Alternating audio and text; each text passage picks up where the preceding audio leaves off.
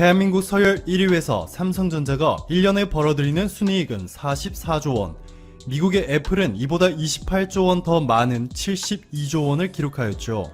자, 그런데 삼성전자와 애플을 합쳐도 따라가지 못하는 회사가 하나 있습니다. 지구상에서 가장 비싼 회사, 우리가 사는 이 얼스라는 행성에서 가장 많은 돈을 벌고 있는 기업인데요. 지난해 1년 순이익이 1111억 달러, 하나로 133조 원, 삼성과 애플을 합친 것보다 17조 원이나 더 많은 금액입니다. 네, 맞습니다. 바로 사우디의 아람코인데요. 아람코가 바로 12월 11일 사우디의 코스피인 타다울 증시에 상장하였습니다. 즉 지금부터는 누구나 쉽게 아람코의 주식을 사고 팔 수 있게 된 것이죠. 아람코 주식 하나당 가격은 35.2리알, 11,200원인데요. 총 주식수가 무려 2천억 주에 달합니다. 기업 가치는 이 둘을 곱한 2,240조 원. 삼성전자가 7개 있어도 아람코보다 작은 수준이고, 한국의 코스피에 상장된 약 800개의 회사와 코스닥에 상장된 1,300여 개의 회사의 기업 가치를 모두 합친 것보다 큰 엄청난 사이즈의 회사입니다. 아람코가 어떻게 이렇게 세계에서 가장 큰 규모의 회사가 될 수 있었을까요? 우선 개별 회사로는 아람코가 세계에서 가장 많은 석유를 보유하고 있고, 토탈, BP, 로얄 더치쉘, 엑선모빌 등 세계에서 가장 잘 나가는 석유 회사들과 비교를 해보시면 석유 채굴 비용이 압도적으로 낮습니다. 미국 2위 석유 기업인 쉐브론, 프랑스 1위 석유 기업 토탈, 영국 1위 석유 기업 BP, 세계 2위 석유 기업 로얄 더치쉘, 미국 1위 석유 기업인 엑슨모빌, 이들은 석유 1배럴을 채굴하는데 최소 14달러가 필요하죠. 자, 그런데 사우디의 아람코는 2.8달러, 1배럴을 채굴하는데 2.8달러밖에 들지 않습니다. 말도 안 되게 싼 가격에 석유를 생산해내고 있는 것이죠. 세계에서 가장 석유 재고가 많은 기업이 말도 안 되게 높은 마진율을 기록하다 보니 가장 최근 아람코가 발표한 자산 규모는 총 464조 원에 보유한 현금만 55조 원에 달했습니다. 2천조 원이 넘는 기업 가치를 자랑하는 아람코가 이번에 주식시장에 사상 최초로 상장하게 되면서 전세계 수많은 투자자들로부터 천문학적인 금액을 추가로 끌어모으게 되었는데요. 사우디의 아람코가 이 돈을 한국에 점점 더 많이 쏟아붓고 있고, 일본은 피하려는, 일본에게는 엄청나게 충격적인 움직임을 보이고 있습니다. 일본이 이러한 움직임에 더욱 불안에 떨고 있는 것은 아람코의 한국 투자가 단순히 한국 기업들의 규모를 조금 더 크게 하는 수준이 아니라 일본 대기업들의 미래를 통째로 흔들리게 할 만한 아주 충격적인 내용이 포함되어 있기 때문인데요. 지금 바로 이 시원하고 통쾌한 소식 전해드릴게요. 가장 먼저 한국의 현대차와 아람코가 수소에너지와 탄소 섬유 소재 개발 분야에서 손을 잡았는데, 현대차가 폭스바겐, 토요타 등을 모두 제치고 아람코의 선택을 받은 것이라 볼 수 있습니다. 자, 그런데 사우디가 괜히 현대차를 선택한 것이 아니죠. 미국의 시장조사 전문 업체인 글로벌 뉴스와이어에 따르면 세계 수소차 시장은 매년 65%씩 폭풍으로 성장해 2026년이면 시장 규모가 무려 49.12 빌리언 달러, 하나로 59조 원에 육박할 것이라 전했습니다. 이렇게 미래 전망이 눈부신 수소차 시장에서 한국의 현대차가 일본의 토요타를 제치고 수소차 판매량 세계 1위를 기록하였습니다. 한국자동차산업협회의 조사 자료에 따르면 올해 세계 수소차 시장 규모는 지난해보다 2배가 넘게 팽창하였는데요. 전세계 판매 중 절반 이상인 52.4%가 바로 한국에서 팔렸습니다. 현대차의 글로벌 수소차 점유율은 60%, 2위인 토요타는 35%, 3위 혼다는 6%, 현대차가 압도적으로 시장을 장악하고 있습니다. 세계에서 가장 돈이 많은 기업인 사우디의 아람코와 세계 최고의 수소차 기술력을 보유한 현대차가 만난 것인데요. 수소차에 천문학적인 돈을 쏟아붓고 있는 일본의 토요타가 완전히 비상사태에 빠지게 되어버렸습니다. 현대차의 전기차 점유율도 올해부터 급성장하기 시작하여 어느덧 6.5%로 세계 5위까지 성장하고 있는 반면 토요타는 순위 밖에 완전히 밀려났습니다. 유럽을 시작으로 전세계 환경 규제가 빠른 속도로 강화되고 있는데요. 2021년부터 유럽에서 자동차의 이산화탄소 배출량이 95g을 초과하면 1g당 12만원의 벌금이 부과되기 시작합니다. 즉 전기차나 수소차, 최소한 하이브리드 차가 아니라면 엄청난 벌금이 붙어 자동차 가격이 대폭 올라가게 되는 것이죠. 전기차 개발에 천문학적인 돈을 쏟아부으며 전기차에 올인하겠다 선언한 세계 1위 폭스바겐을 제외하면 일본의 토요타와 르노-닛산 그리고 미국의 GM도 환경 규제가 대폭 강화되는 2021년부터 현대차에 빠른 속도로 점유율을 내주게 될 것이고, 현대차가 세계 최초로 양산에 성공한 1회 충전으로 450km가 주행 가능한 수소 전기버스를 비롯해서 수소차를 사우디에 보급 확대할 예정이고, 스위스에도 2025년까지 1600대의 수소 트럭을 공급하기로 한 것을 모두 고려한다면 이미 현대차는 토요타가 감히 따라올 수 없는 수준으로 수소차 시장에서 압도적인 주도권을 쥐게 되었습니다. 현재 아람코와 한국의 협력 관계 때문에 뒷목을 잡은 기업은 토요타뿐만이 아닙니다. 최근 한국의 조선업을 따라잡겠다고 중국의 1위 국영 조선사인 중국 선박공업과 2위인 중국 선박중공이 합병한 데 이어서 일본의 1위인 이마바리 조선과 2위 재팬마린 유나이티드도 자본 제휴와 업무 제휴까지 체결하는 데 합의하였는데요. 일본의 요미우리 신문은 이제 일본의 조선사가 세계 1위인 현대중공업을 넘볼 수 있게 되었다는 보도까지 하였습니다. 실제로 지난해 일본의 1위 이마바리 조선의 조선 건조량은 449만 톤, 2위 JMU는 228만 톤으로 둘을 합치면 677만 톤입니다. 반면 세계 1위인 현대중공업은 752만 톤을 기록했기 때문에 이 수치만 놓고 본다면 바짝 추격해 오는 듯 보이죠. 그런데 일본 언론들의 보도가 완전히 코믹한 것이 자기들만 합칠 수 있다고 생각하고 있다는 것이죠. 현대중공업도 이미 대우조선해양과 합병을 결정했고, 핵심 고객이 밀집한 유럽연합이 다음 주에 있을 심사에서 승인을 하게 되면 이제 일본의 조선사들이 감히 비교조차 불가능한 초대형 한국 조선사가 완성될 예정입니다. 역시나 아람코는 세계 1위 기업을 놓치지 않습니다. 아람코, 사우디의 국영해운사 바흐리, 두바이의 람르펠, 그리고 현대중공업이 함께 IMI라는 합작 회사를 만들어 조선뿐만 아니라 엔진 제작, 정유, 석유화학 분야까지 함께 하기로 하였습니다. 자, 여기서 대박이 하나 나오죠. 사우디가 미국산 LNG를 수입하기 위해서 LNG선 12척을 발주하기로 한 것인데, 그렇지 않아도 현대중공업의 LNG선 건조 기술이 압도적으로 훌륭한 데다가 가격 경쟁력도 높아 수주 가능성이 매우 높게 점쳐지고 있었는데요. 이미 사우디와 의형제 수준으로 협력을 강화해 놓은 상황이기 때문에 사실상 이미 상당 규모를 현대중공업이 차지할 것이라는 의견이 지배적인 상황입니다. 한 업계 관계자는 일본과 중국 조선사들의 LNG 건조 경쟁력은 한국과 비교해 확연히 낮은 것이 사실이다 라고 전했습니다. 여기에 카타르는 인공섬에 이어 최대 100척의 LNG선 운반선을 발주할 것이라 발표하였고, 여기서도 한국 기업들이 진정한 대박이란 무엇인지 제대로 보여주고 있는데요. 이와 관련한 자세한 내용은 영상 아래 링크를 통해 확인하시면 좋을 것 같습니다. 아람코의 하위야 우나이자 가스 저장 프로젝트 2조 2600억 원 규모의 가스전 공사인데요. 이것도 이미 삼성 엔지니어링이 아람코로부터 계약 의향서 LOI를 접수하였습니다. 삼성 엔지니어링은 이미 사우디 정부로부터 세계 최고 수준의 설계와 기술력을 인정받아 지난 16년 동안 15조 5천억 원 규모의 수주를 기록하고 있습니다. 최근 아람코의 주식이 세상에 공개되기 전에 사우디의 실세 빈살만 왕세자가 자신의 측근인 야시르 알 루마얀 국부펀드 회장을 아람코의 신임 회장으로 임명하였는데, 한국에는 매우 긍정적인 신호인 반면 일본은 뒷목 잡고 쓰러질 일입니다. 만수르보다 35배나 많은 재산, 1247조 원을 가진 남자가 사우디의 빈살만 왕세자인데요. 포브스가 발표하는 세계 부자 순위 1위, 아마존의 제프 베조스보다 재산이 8배나 더 많습니다. 사우디를 움직이는 실세 빈살만 왕세자를 올해 6월 한국에 초청한 것이 신의 한 수였죠.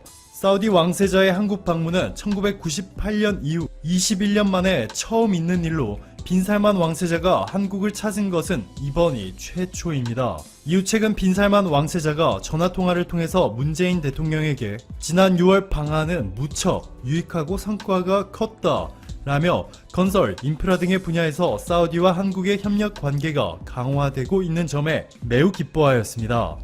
반면 빈살만 왕세자가 일본에는 매우 화가 나 있죠. 여러분들도 아시다시피 사우디 국부펀드가 일본의 소프트뱅크가 운영 중인 120조 원짜리 소프트뱅크 비전 펀드에 가장 많이 투자하였습니다. 그런데 비전 펀드가 가장 많은 금액을 쏟아부은 우버는 올해 2분기에 6조 원이 넘는 사상 최대 규모의 적자를 기록하였고, 세계 최대 규모의 공유 오피스 위워크의 기업.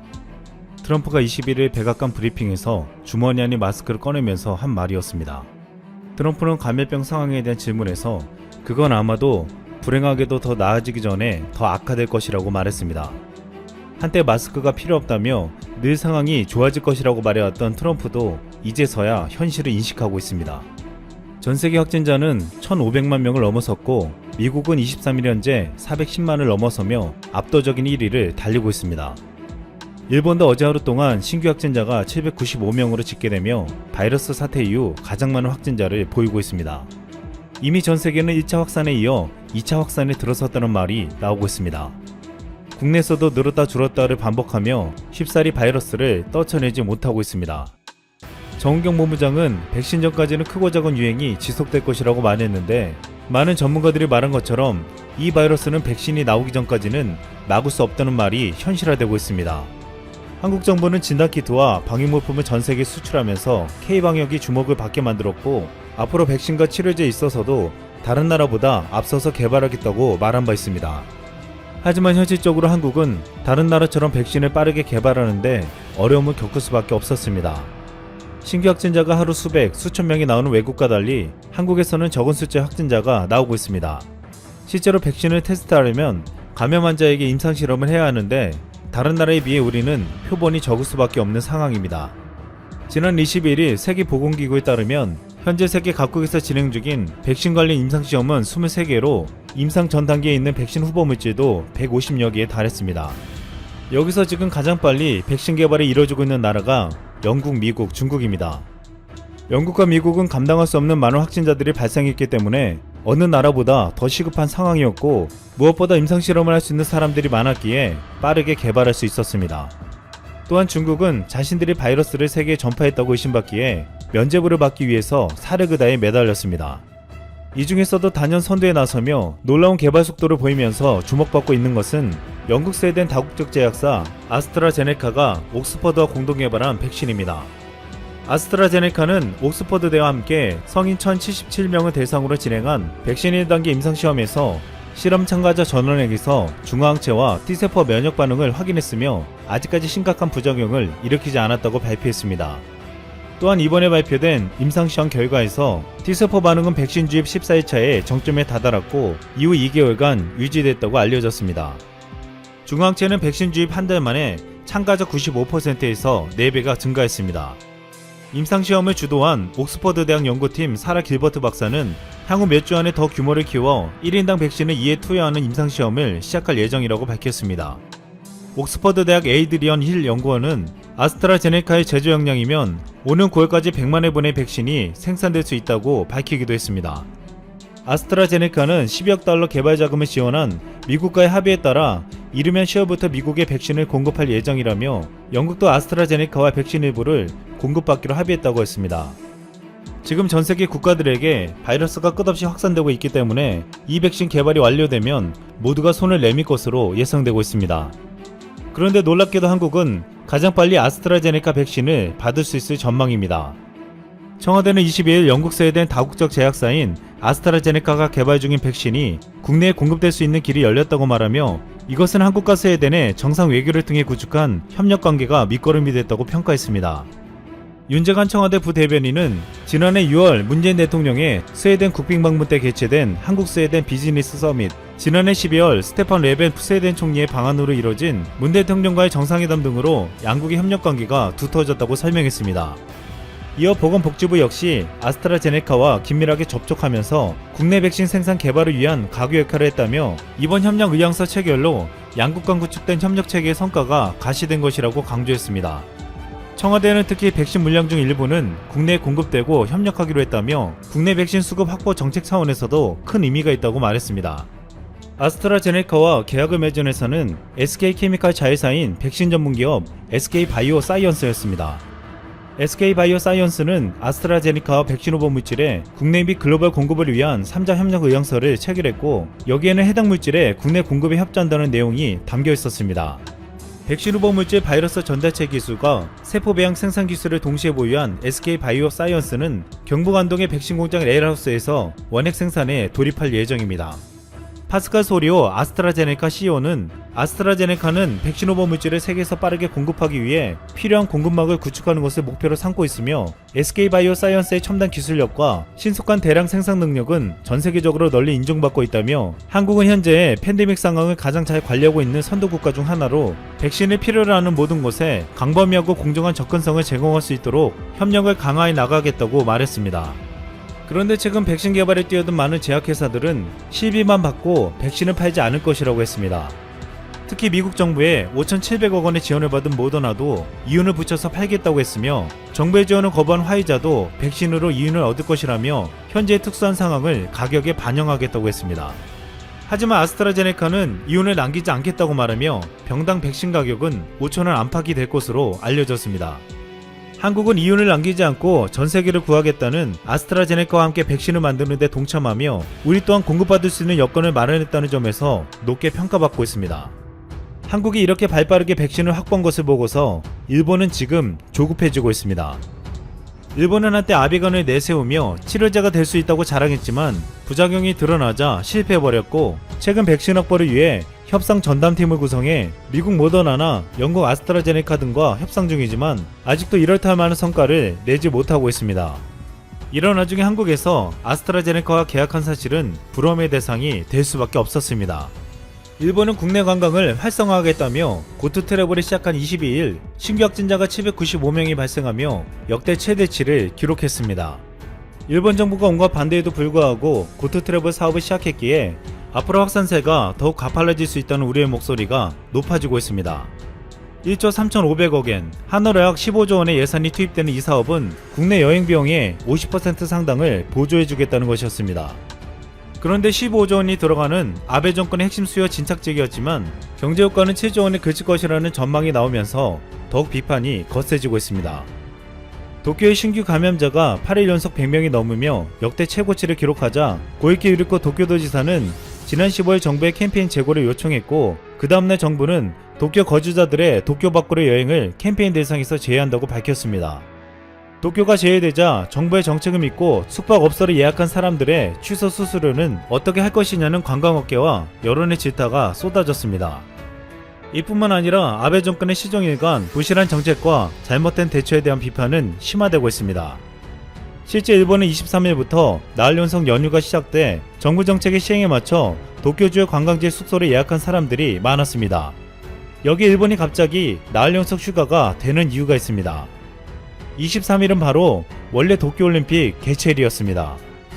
일본은 올림픽 개최에 맞춰 휴일을 이동시켜 연휴로 만들어놨는데 현재 취소도 못하고 그대로 4일 연휴를 맞이하게 되었습니다. 이 연휴에는 원래 도쿄올림픽이란 축제가 벌어져야 했지만 이제는 감염이 확산될까 우려하고 있습니다. 일본은 최근 다시 확산세가 심화되자 도쿄올림픽이 취소되어야 한다는 주장이 거세지고 있습니다. 도쿄올림픽 조직위도 지금 상태가 이어지면 개최가 불가능이라고 시인했고, 일본 국민 66%는 최근 여론조사에서 올림픽이 더 늦춰지거나 아예 취소해야 한다고 답변하기도 했습니다. 이런 와중에 아베는 20일 내년 7월로 연기된 도쿄올림픽 패럴림픽 참가 선수와 대회 관계자 입국을 허용하라는 조치를 검토하라고 지시했습니다. 아베 총리는 감염 확산이 억제되고 있는 동아시아와 동남아시아 12개 국가 지역과 비즈니스 왕래 재개를 위한 협의를 진행한다고 표명했습니다. 협의 대상은 한국과 중국, 대만, 브루나이, 미얀마, 캄보디아 등 총 12개 국가들이었습니다. 일본 아베 정권은 아직도 도쿄올림픽에 대한 꿈을 포기하지 못하는 것은 이해한다고 하지만 감염자가 폭증하는데도 국내 여행책을 내놓으며 동시에 입국 금지를 푸는 것은 모두의 비판을 받을 수밖에 없었습니다. 아베 총리는 올해 정기국회 회기 종료에 맞춰 지난달 18일 기자회견을 가진 것을 끝으로 한 달 넘게 정식 회견을 하지 않고 있습니다. 이를 두고 일본 정치권에서는 아베가 불리하면 틀어박힌다며 그렇게 질문이 두렵냐고 비판했습니다. 공식 자리를 일부러 피하며 연이어 헛발질을 하고 있는 아베 총리에게 21일 에다노 유키오 입헌민주당 대표가 쓴소리를 던졌습니다. 통치할 의사를 상실한 것이라면 그 권한을 반납하기 바란다. 위기의 순간에 그 나라의 수장의 리더십과 정부의 역할이 극명하게 드러났고 무엇보다 국민들의 힘이 얼마나 중요한지 깨닫게 되었습니다. 국내 감염 대책을 지휘하고 있는 정은경 본부장은 감염 사태가 6개월이 되자 이렇게 말했습니다. 마라톤을 뛰는